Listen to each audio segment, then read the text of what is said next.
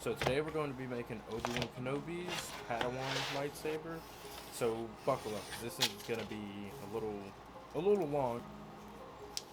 So basically right here, I'm doing a lot of talking, but I ended up having to drop the audio just because I didn't really explain anything. I kind of just babbled about my plan without really explaining it. But so what I did is I took a piece of 1/2 inch for the core of the saber, and then I took some 3/4. I trimmed it down to the size that I need, and then I cut a slit down through it. That way I can fit it over the 1/2 inch pipe. And it does leave a little gap, but we don't really have to worry about that because we can address that later. But now, getting it in there was a bit of an issue. I had to, I really had to work with it. As you'll see, I end up using my lightsaber as a mallet because it's a tight fit, guys. But once you get it in there, it's in there. Okay, that is a beautiful cut. For once, like that is. Okay, well now I can see it's a little bit crooked, but that's pretty close. I don't know why this thing doesn't cut it like as precise as you would think. Like it's just ever so slightly off, and it really bugs me. If anyone knows how I can get it to cut more perfect or more level, let me know, please. That piece, still not perfect, but still close enough to what we wanted. But now, our next step will be a lot of carving. So what we're doing right now is the little grooves right there. That's a halfway mark I can live with. And so now we know where our halfway point is, and we just take that down. So we have our marks drawn out. They're not perfect, but they'll give us a rough cut line, like where we're supposed to cut to. Let's go just a bit more. This is fun. This is also a tool I haven't really got to use much yet. It's a center punch, and man, it does really good on PVC because like it really digs like a little groove for your drill to drill into. But so here, what I'm doing is I'm just going in drilling holes to get me like a starting point, and then I come through with the Dremel, and I also use my scroll saw a little bit just to carve out most of the bulk of the groove. That way, when I can fit a file in there, and two, it just goes ahead and knocks out a good bit of the material, so I don't have to sand and file as much. And I extremely emphasize roughly cut out. These two I tried with the Dremel, didn't really work out. But now I need to go in with some hand files and clean it up. And I have a little square file I'm about to use. Make sure that it's ready though. I'm gonna try to clean it out a little bit using a little wire brush. And then just, I'll start this way. Just file until you get it, till you're satisfied with how it looks, because really we're just focused on cleaning up these corners, because like they got to go down a pretty good bit actually, and then just flattening out any rough spots in there. That's all you got to do.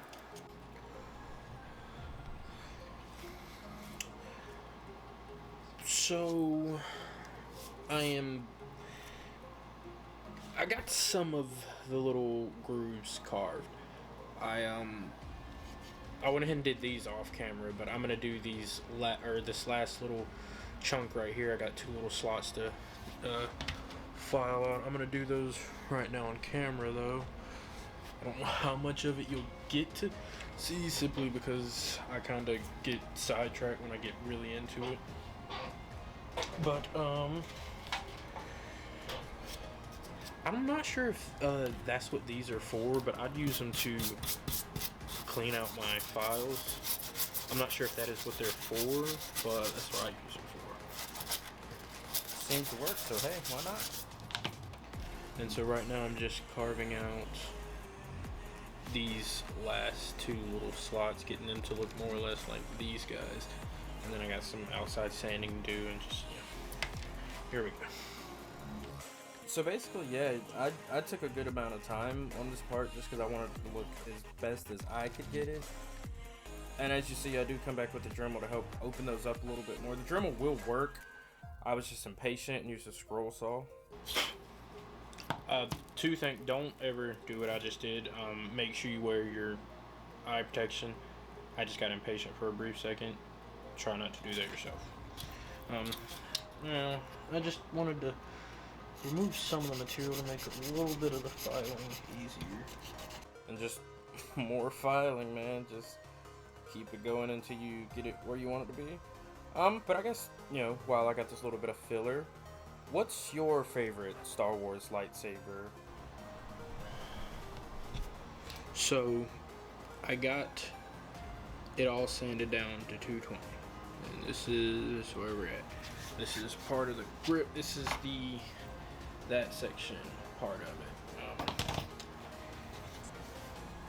Now, what we gotta do is slide this out for our solid piece that's gonna stay. So now I got this sand. The lettering isn't all the way gone, but I'm just gonna make sure I have that on the back side of it where you won't see it through the grooves. But this is also sanded down to 220. Now I just gotta get that first center one that we put in there and put this one in there instead. It's gonna be difficult, but we're gonna have to, you know, figure it out.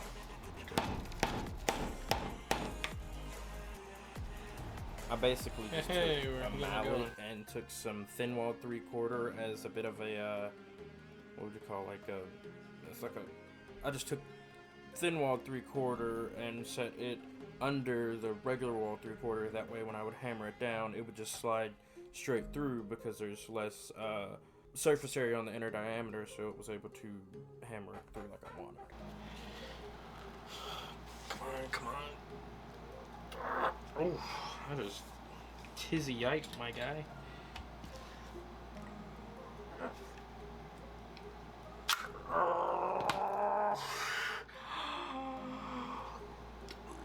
Look!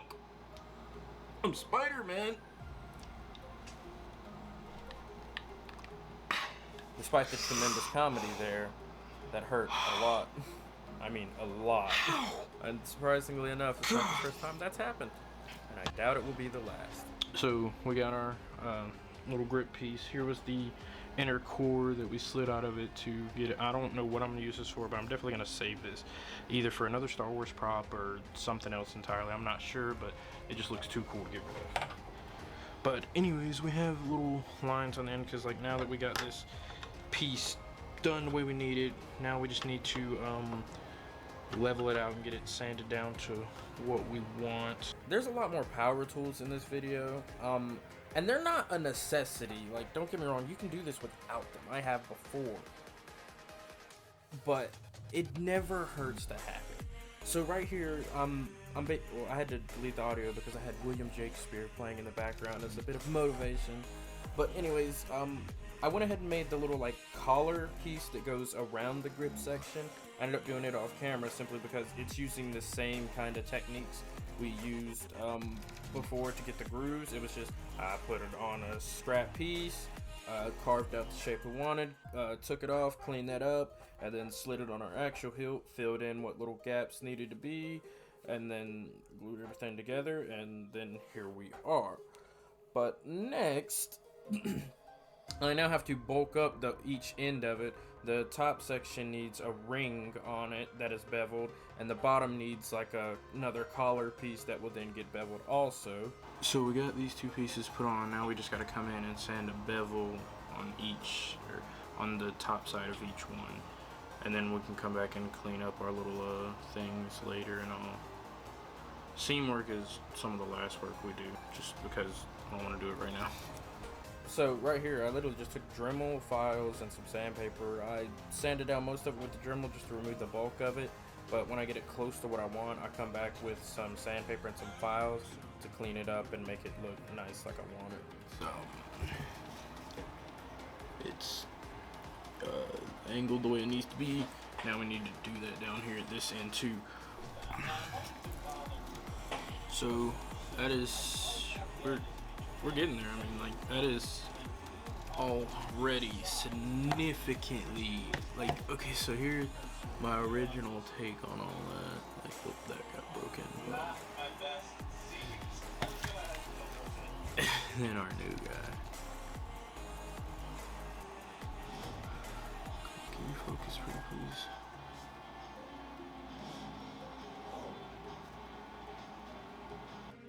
Okay, and so the pommel bit, I made it off screen as well, simply because it was the same way I did the little ring at the top and the collar right there at the bottom. And since I showed you the ring, I figured you can kind of just make the plus the pommel took me a good long time to make, and most of the clips were out of frame just because, like I stated before, when I get really into it, I forget that the camera is there and I just, you know, getting it done. So I got kind of sidetracked and ended up watching Ted 2 and killing a lot of time. I just, you know, got sidetracked watching Ted 2. But this is where we are so far. We got all the pommel done. It's all glued on, ready to go. Just needs, you know, what everything needs, the sanding and filling. All we have left is the top, I guess you can call it the emitter piece. But before I do that, I would like to, Lexi's Edge replica of the lightsaber. I got this, well, this isn't mine actually, this is my friend's. He just happened to leave it here, so I figured, why else would he leave it here unless he wanted me to take it apart for parts? So what I'm gonna do is I'm just gonna make molds of the emitter button and that little gemstone button and the little belt loop piece. All that I can really say about mold making is just read your instructions. I can't really instruct on how to do that. I'm still working it out also. I also made a mold of the little rivet pieces, but I came back and did that just because I forgot about them until closer to the last minute. For the top emitter piece, I had to cut out a series of rings, and I mean a lot of rings. And then I had to go take a deep dive into PVC prop purgatory, where I found this old lightsaber that I was in the middle of making and just gave up on. And I use it to make the top emitter collar piece to cover the little rings. So I've done several castings for the lightsaber, and these were the best parts that came out of it. So we are gonna work with what we have. So now we need to sand this up some. I've done some filling on it. We gotta come in and do a lot of sanding again, and then we got some drilling to do because all these have like little holes to set in. And so let's do that. Like I said, one day I might do a video on mold making and casting things. I just feel like there's people who've done it much better than me and really explain it well, and I don't think I'm at a point to where I can teach people how to do it just yet. Got one other detail to add, and it's a little line that goes around the emitter section. And to do it, instead of like filing it in or something like that, I'm just gonna try my best to cut a really clean groove just with the Dremel cut bit.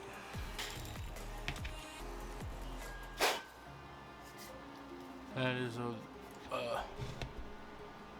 I just cut a little groove right here, and I can live with that. So next, there's also a secondary line that's just gonna appear later. Pieces. And then boom, that's on there. It's pretty much perfectly in the center for what I want. Yeah, everything is right where I need it. Yep. So this is Obi-Wan. Oh wait, we're forgetting one spot. We need a little end cap to go on the end of this, and we'll need to cut that out of some flat PVC.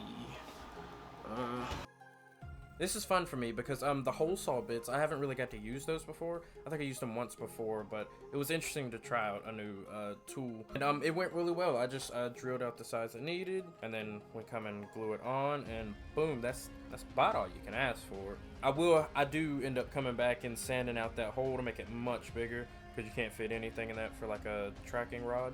So now that this is all sanded, I'm gonna go hit it with some primer to see what we're working with, and then I'll come back from there and do any other, because as far as the like little resin pieces, I'm fine with how they ended up, but just in case there's some other little bits like on the actual saber itself that needs it, then I'll do that.